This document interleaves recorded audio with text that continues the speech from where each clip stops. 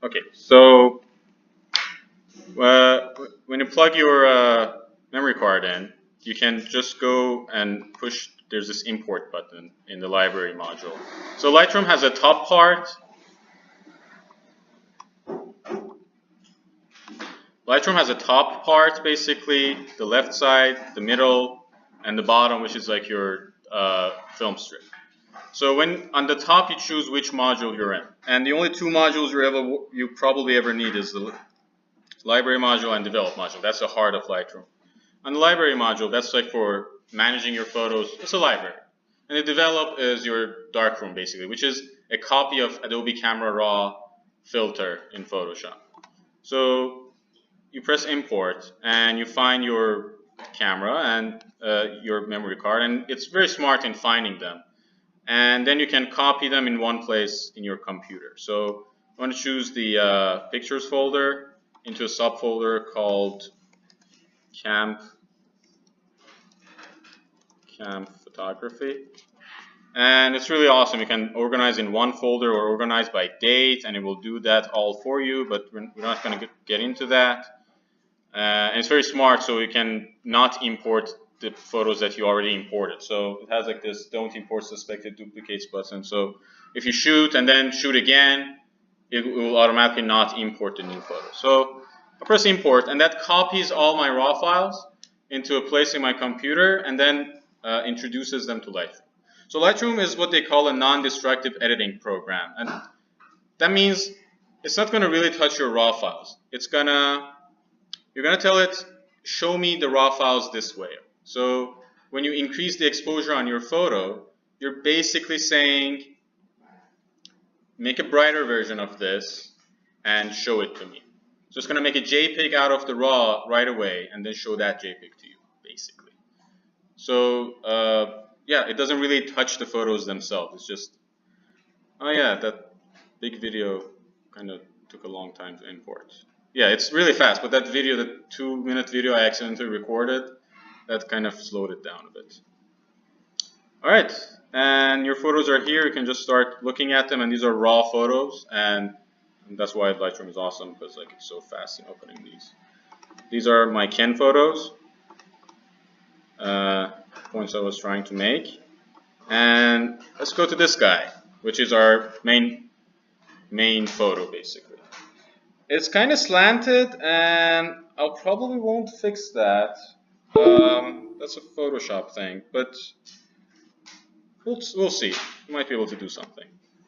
So you go to the develop module, and from here, all the tools you need to edit your photos are kind of on the right, in the exact right order that you need to go to them. So you need to crop, it's here. It's kind of in the first row. This button, you click it, crop overlay, and you can crop your photo. Let's make it using the original aspect ratio. You can make it vertical and smaller, and like this. And then I need to rotate it a bit to line up, and it has these nice guidelines so you can see what's happening. Alright, this is kind of darker than what I see, but it's fine, I guess. And there you go.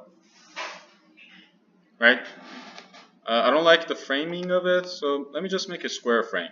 Here we can go and change the square and make it bigger. If you hold Alt in every camera, in every program that Adobe makes, it's going to increase the size from the center or your anchor point. All right, so this looks like a better frame. Parsing. Okay. Next, white balance. Our white balance is probably, we don't need to change that. It looks pretty neutral to me, but I do want it to kind of be warmer because of the bricks behind it. So I can kind of increase the temperature here. So you can see before, after, right? So it looks kind of, we like warmer stuff as human beings, unless you make a point of making it cool. That neutral is, it's kind of not warm enough. I don't know. Maybe, it depends on what you're trying to shoot. And I kind of like the exposure, but I want more detail in my shadows, right? And the way you do that, so you can increase the whole exposure here, but I'm pretty happy with the exposure I have. So I'm not going to touch that.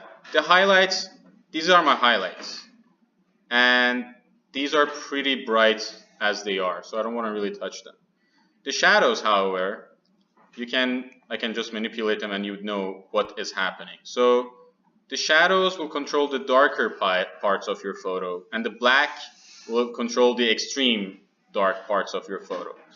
And you can see this in this histogram. Histogram is that. Histogram, it shows how many pixels are in what exposure of your photo. By the way, I'm recording this, so I'll upload this for you, but thank you for following. Awesome. So this histogram is basically like a column chart, that here is your 0 exposure and here is your, let's say, 100% exposure. So this is black, this is white, and this is all the grays in between. And these are the number of pixels that are in that brightness. Get it? So that means most of my image is in the 50th percent of exposure. And I have a little bit dark here, which is definitely these parts. And I have this little line here on the white, which is definitely this part. Okay? And like in film cameras, that becomes a different thing, but that's a different story. So, okay. So if I want to increase the shadows, is exactly what I do. So let's begin again. When I double click on any value in any Adobe program, it kind of zeros. Most of them do, except the weird ones like speech grade. So I increase the shadows, and now immediately I have more detail in the handle. Okay. Normally I would say like put a reflector there so you can get some light on the shadow parts of it too. But this is just quick and dirty, one light, just get it over with, crop it, looks good, on to the next one. And increase the blacks a bit, but it's not going to change much really. It's going to change a little bit, but it's going to affect the shadows of the texture behind on our wall as well. So if I really increase it, my wall becomes kind of flat. So I don't want that. So I want to keep it the way they are. And I want to add some more contrast because I do have a very contrasty background. So I just increase some contrast, and that will immediately bring out the beautiful texture of the bricks.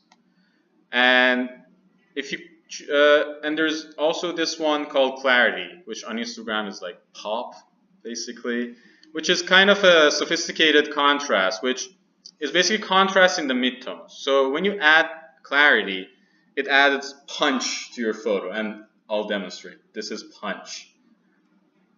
There's no other way to describe this. It's like micro contrast in the midtones, and you can see this. If I increase the contrast on its own, what contrast is like this mountain of exposure. Contrast is like push them to the sides. Makes the brights brighter and the darks darker. So when I increase the contrast, look what happens in the histogram, right?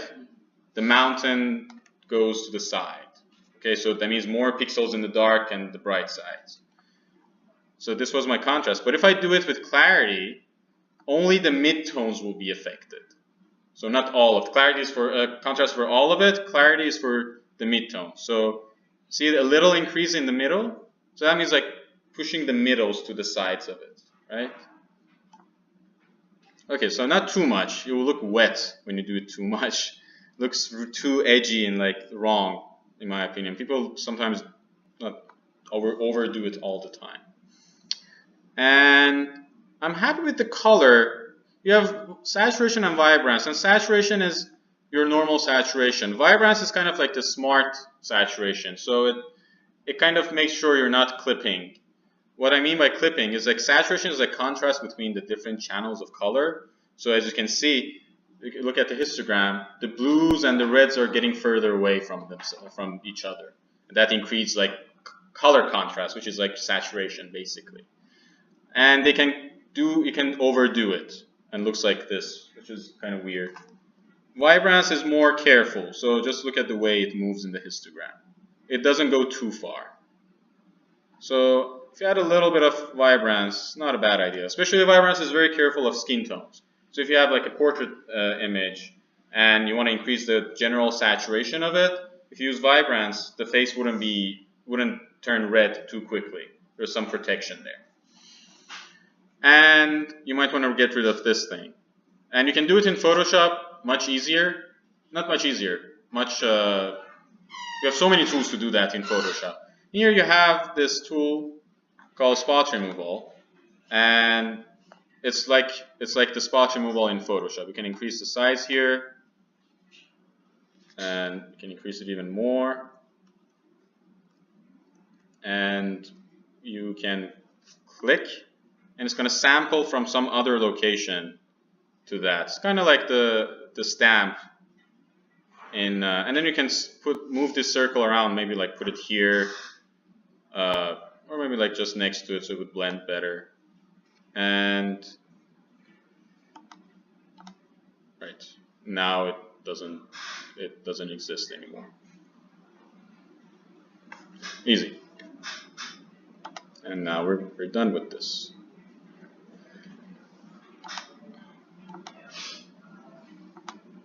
Okay, what is this blue? Is this the shadows? Oh, it was your projector. Yeah, the projector. This is a projector. Okay, I can fix that. So I have to zoom in here. So you don't want blue here. We don't want blue in any place actually in this image, right? There shouldn't be any blue here.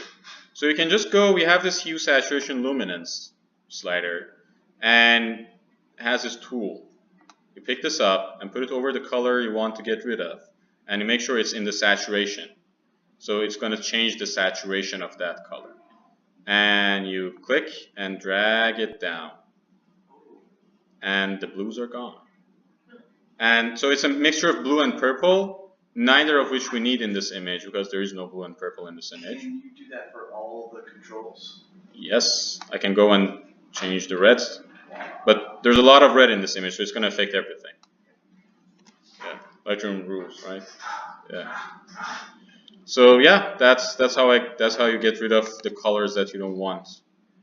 But so this is not a class on Lightroom. I'm going through like what is possible here. But this for me is like just these are the things you kind of correct. And gonna exposure, the contrast, add some detail, make sure the color is right, and you're good. It's like you just want to show your product. You want to light it well. Make sure there aren't any dark spots that is missing any important information. You can get like an aluminum foil and make little reflectors and put around your product to light it up from other sides if you only have one light, which I'm kind of assuming you might. Or you can get these little LED lights and put them around your product and shoot it like that. And when you're done with it, you can right click on the image or go to the library. You see this export button? And of course I can apply this to every other image. If I'm taking a lot of photos, I can edit everything at the same time. I can just choose them and increase, decrease them. Anyways, you right click on them and export. And this is my favorite part of Lightroom, the export window, because nothing else yet does it like Lightroom. It has all these beautiful options. Like, where do you want to export it? Specific folder or the same folder as the original photo? I'm like, oh, same folder. I like to keep them in the same place. And I can put it in a subfolder called exports. That's how I work all the time. But you can do that. Do it the way you like. If you have like one photo for your finished JPEGs in your folder somewhere, in cloud, export it there. And you can rename it. I can rename it to camp session, and it has all these custom all these settings. You have custom name sequence, custom name, original file name, because you might want to be able to find that photo later in your catalog. You have date file name, and you can make your own. I can like add creator city, and it reads it from the metadata. So yeah, camp session and number 1. And then you can choose the image format here, JPEG, and the color space here in sRGB, Adobe RGB. Oh, there's more now. Let's display P3. No. You see, like sometimes websites have a size limit. Like a lot of times, you can just say, if they say like it shouldn't be more than 300K, you can just put like 300K here, and it will automatically reduce the quality to that size, which is very useful. But then imagine like you can, when I export this, I can select all of my images and say export with previous. And it's going to export them all with the same settings, like make sure they're smaller than 300K. I don't want it to be limited. I can resize it to a width and height, or like a specific megapixels, all of that. I usually prefer to like do it long age 1920, which is because like that's the biggest size most monitors can handle without zooming in, and I don't want them to zoom in more. And that's it. There's lots more, but this is the main one. You can choose the size, choose the quality, or if you want to make sure it's limited, choose the name and choose the location. When you move from RAW to like putting something on the web, do you always go JPEG or do you use another? Depends on, well, you all either use PNG or JPEG on the web, or GIF, but which one would hold the most levels of colors and shades? None of them. They're all bad. So because it's for the web, it's not supposed to hold a lot of shades, because no one's going to edit your photos off the web. It's for viewing purposes only. So just JPEG will do. You use PNG if you want, if you have transparency. So to maintain maximum quality, any tips on that as far as size or? Keep it in RAW. I have to talk about it later because I don't know what you mean by quality. But anyways, I can open the folder of the images, and they are in my export is in the exports folder, and it's renamed to the name, and it's ready to go anywhere. And I can just if you want to like export all, let's say you have edited all of these and you want to export them the same location, the same way, and it had a sequence number, so it's gonna automatically sequence them as well. So if I say here export with previous, and because it's gonna start from number 1, the previous one was exported with number 1. Doesn't matter, I can just use unique names, and it will just export them for me. And in a second, when this fills up, I have my exports right here ready to be sent anywhere I want. And they're the size I want, they have the resolution I want, and they're numbered, so they're nice. And that's it. Okay, I'm gonna upload this to YouTube.